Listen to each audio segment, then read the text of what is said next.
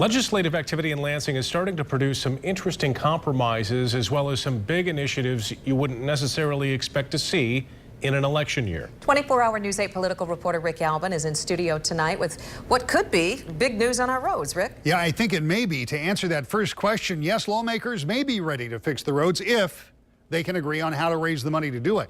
In addition to an unexpected minimum wage compromise that seems likely to move forward, Senate Majority Leader Randy Richardville tells me now that he's going to roll out a new plan to pay for road repairs. It includes a wholesale gas tax and closing some loopholes on registration fees, among other things. But will it fly?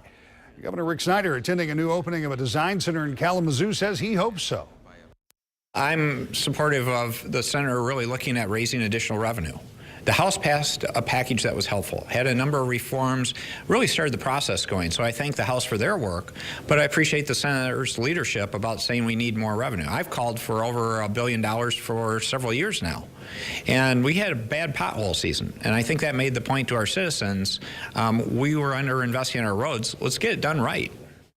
The interesting thing about both this and the minimum wage package is they'll both have to garner significant Democratic votes in order for majority Republicans to support them. For example, Republicans don't want Democrats to be able to say that they raise taxes in an election year.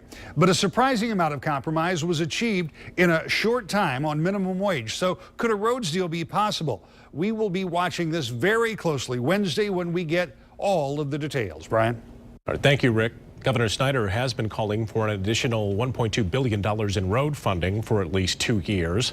The House has put forward a bill that would generate extra funds, perhaps $500 million annually from the existing budget.